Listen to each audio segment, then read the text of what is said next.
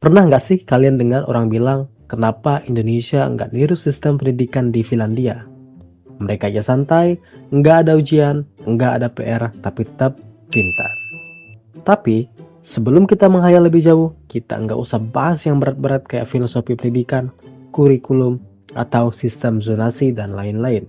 Kita bahas dasarnya aja seperti mentalitas siswa, fasilitas sekolah, dan kualitas guru. Karena ya, kalau dasarnya aja udah miring, mau pakai sistem sehebat apapun ya tetap nanti hasilnya zonk.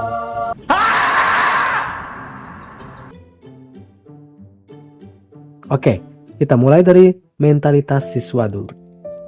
Jujur aja, berapa banyak dari kalian yang kalau bangun pagi mikirnya, yes, hari ini saya akan belajar dengan semangat, atau ilmu baru apa saja yang akan saya pelajari nanti?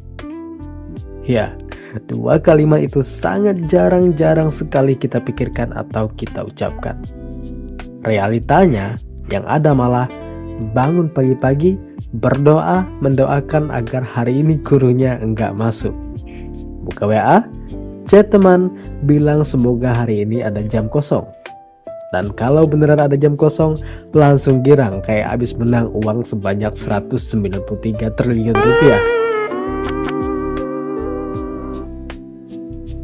Sekarang, bayangin aja kalau kita pakai sistem di Finlandia yang bebasin anak belajar sesuai keinginan mereka sendiri. Nah, di Finlandia, siswa sadar sendiri kalau mereka ya harus belajar. Di sini, kalau nggak dipaksa, ya nggak akan belajar. Jadi, kalau beneran sistem bebas belajar diterapin di Indonesia, hasilnya udah kebayangkan kayak gimana?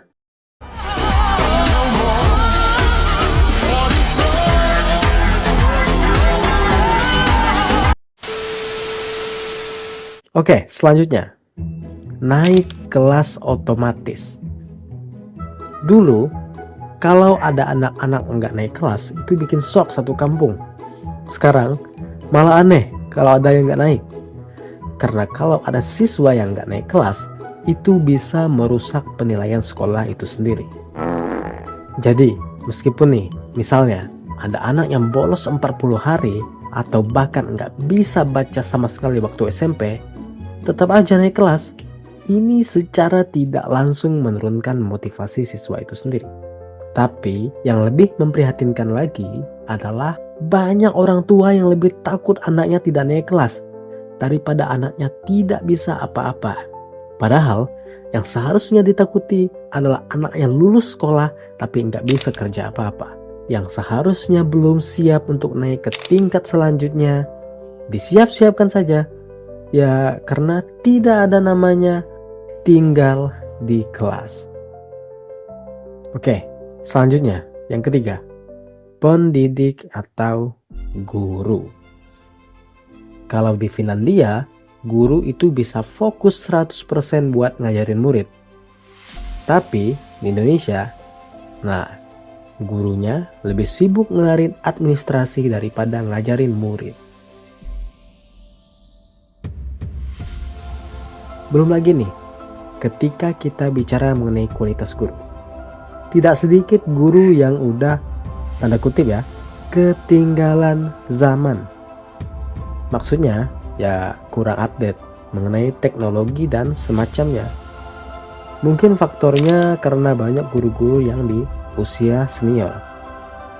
Tapi sebagai guru, Anda dituntut wajib untuk terus belajar, menyesuaikan zaman. Karena tugas pokok Anda yaitu menguasai sesuatu untuk nantinya diajarkan kepada peserta didik. Gimana Anda bisa menyalurkan ilmu kalau Anda tidak menguasai ilmu tersebut?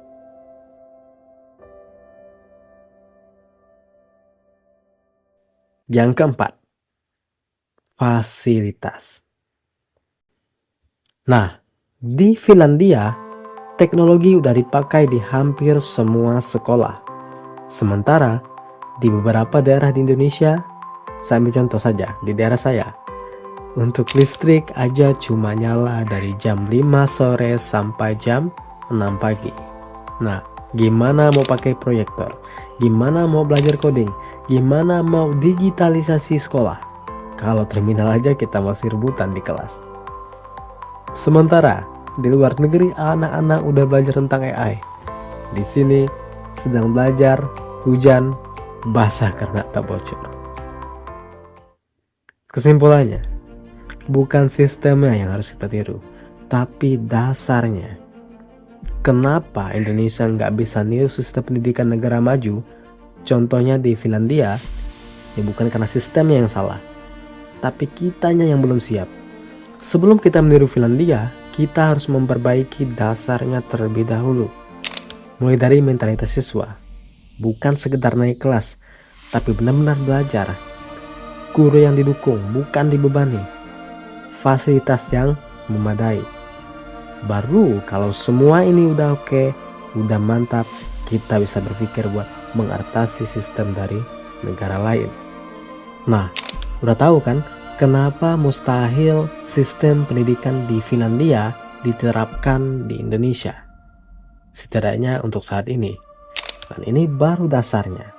Belum sampai ke pembahasan yang lebih detail, di mana semua permasalahan ini saling terkait satu sama lain.